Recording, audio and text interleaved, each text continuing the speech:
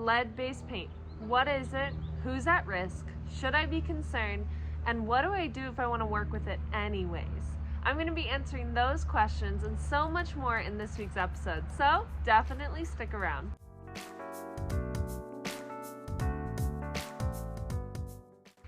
Welcome to my YouTube channel, Mariah Flips Furniture, where normally I'm flipping furniture to give it a new life. But in this week's episode, we are going to be going over lead-based paint.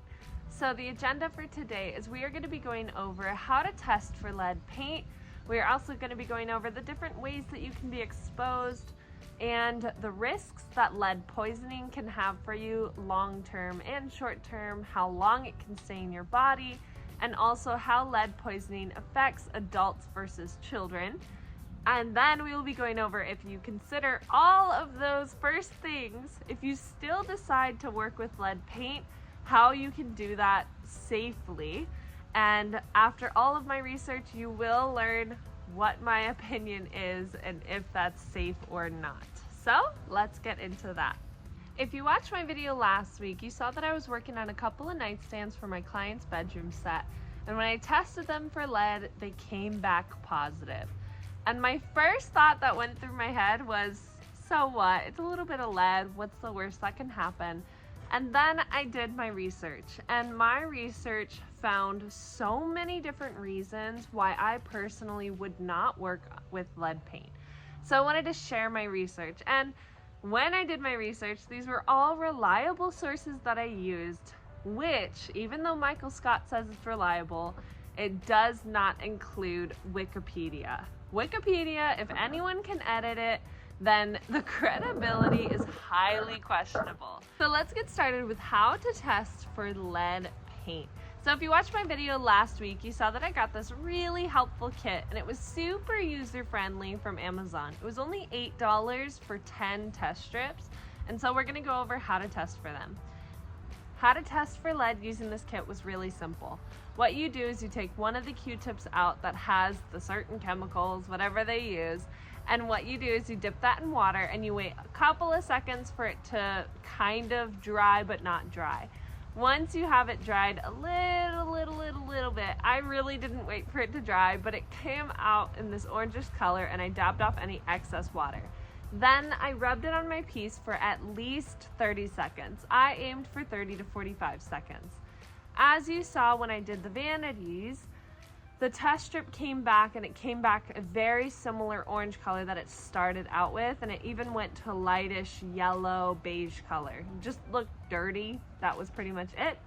And then I did the exact same steps for the nightstands, dipped it in the water, let it dry for a teeny tiny bit, wiped off the excess water, and I rubbed it on the nightstand paint.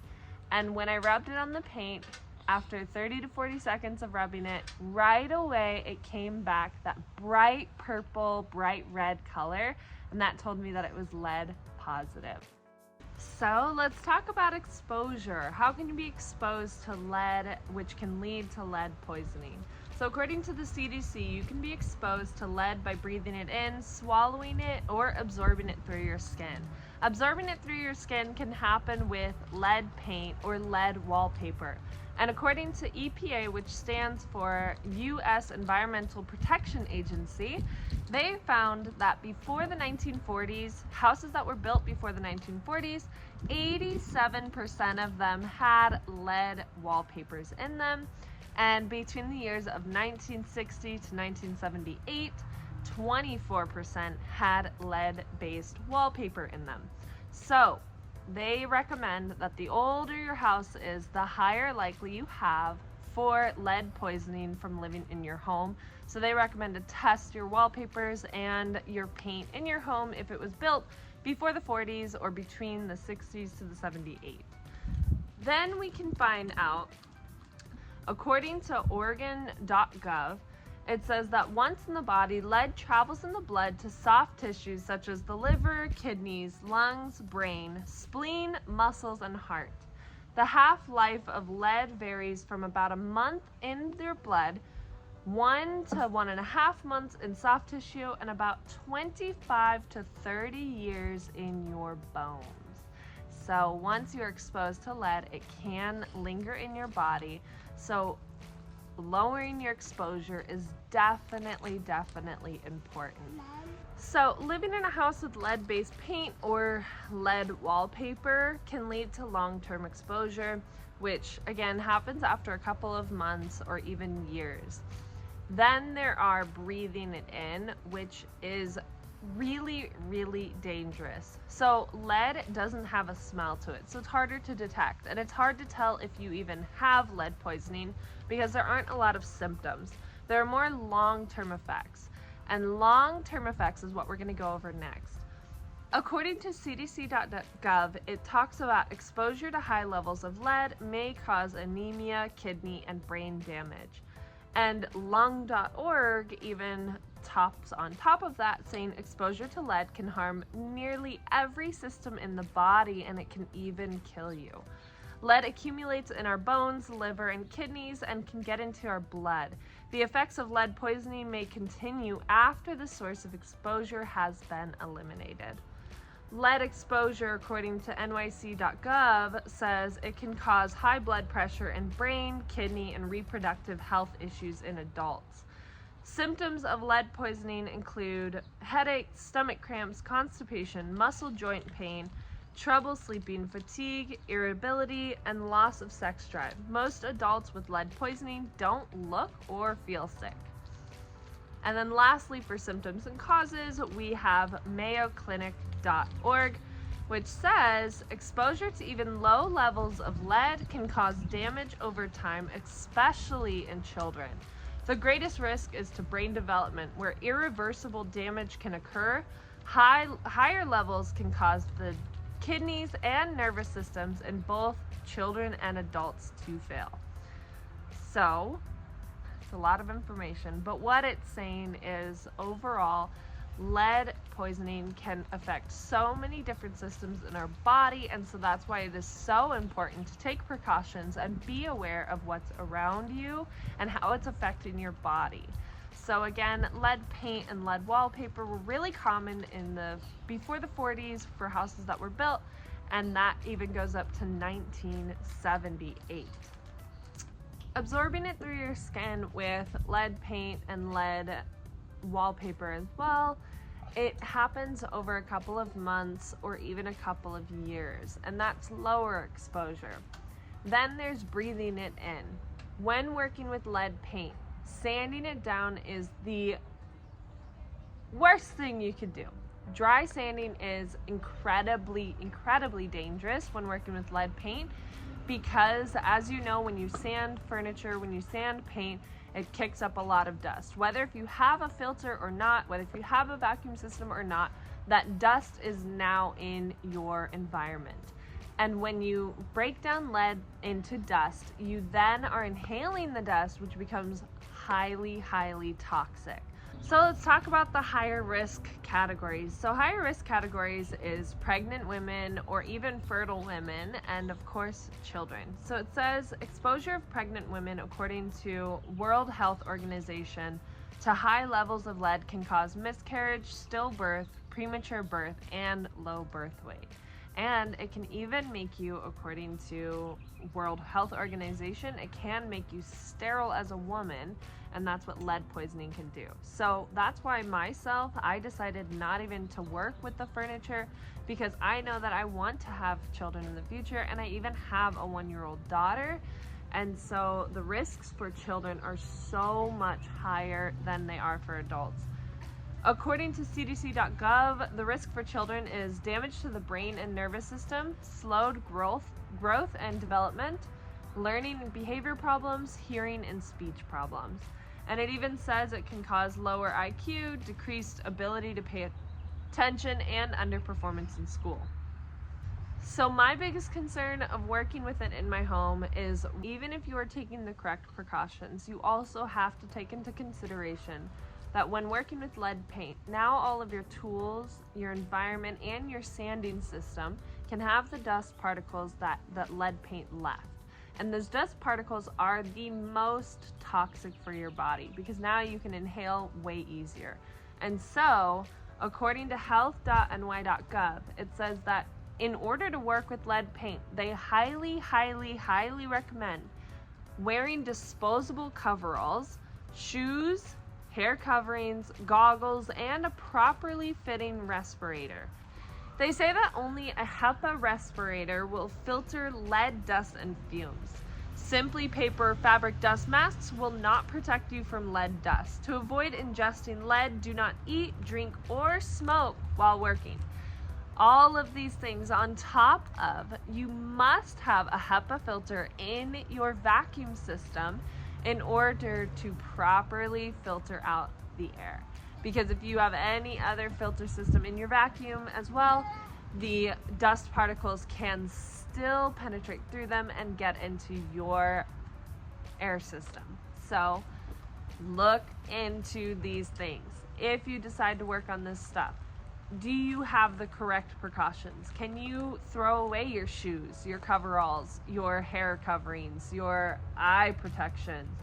And do you have the recommended HEPA respirators in order to protect your lungs as well?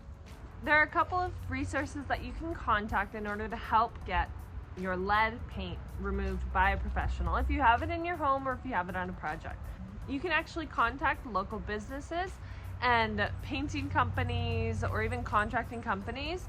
There are some that are lead certified where they know how to use and dispose of all of the products in order to protect your house.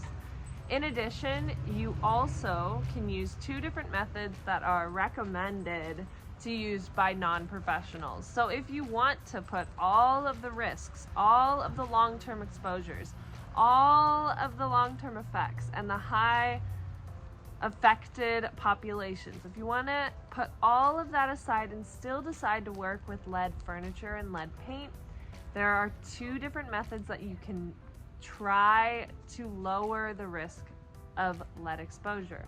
Those methods are wet sanding and wet scraping. That is where you mist the entire surface that you are working on and then you sand it. Creating a wet surface can lower the dust particles. However, you should still protect yourself very, very seriously. So those are 2 methods that you can try to use. After you have cleared off the system, you would still need to clean the project that you are working on with trisodium phosphate, which will neutralize the lead by turning it into lead phosphate. So a lot of different precautions that you would have to take in order to protect yourself. And you don't have to do any of this. You can go and get lead poisoning, by all means. But these are some things that you should consider before working on furniture. In addition, you also want to do, if you have lead dust particles, the best way to cleaning is wet cleaning, which is where you spray down the area with 409 in order to, or even any all-purpose cleaner, you spray down the entire area and then you clean the surface. If you take a dry rag and you try and clean up dust particles that have lead in it, it's just going to kick it back up. So make sure to wet down the area and wet down the dust that you see. Long story short, if you decide to still work on lead furniture, lead paint, after taking all of those precautions in mind, please, please, please make sure that you are disposing of all the tools and equipment and gear that you used during that project. Once disposing of them, you should be contacting your, even if you don't work on the project, if you have things that came back lead positive, you should be contacting your local waste management company to see how you should dispose of them. Your local company should be able to tell you if you can dispose it with them in a tied up sealed bag, or if you need to be contacting another resource in order to dispose of it. Because some companies do still burn their trash, which can release a highly toxic fume into the air, which is very, very dangerous for the workers there. So definitely make sure to contact them. All in all, after my research, from hearing all of the different opinions, the warning labels, all of the different risks and long-term effects that working with lead can cause and what lead poisoning can lead to, I personally don't recommend working with it. If you insist on working with it, please, please, please take the precautions that I talked about, and even do your own research to see how you can protect yourself, your environment, and those around you from creating dust particles that contain lead. There are so many things that you can do to protect yourself, and one of the biggest ones that I recommend is putting that project aside and not working on it. So that's just a couple of things that I learned from my research. I hope it helps. If it helps, awesome. I would appreciate the subscribe, comment, and like. If you learned anything new, let me know. What did you not know about lead poisoning, about lead exposure, about lead paint in general? And was anything not covered that you would have questions on? If you have any questions about it all, let me know, and if I found it in my research, I can share it as well. Thank you so much, guys. I hope you have a great rest of your weekend, and I will see you Friday for a really exciting project that has actually been sitting right behind me this whole time. So I cannot wait. I think you guys should stick around, stay tuned, and subscribe for so much more. Bye, guys!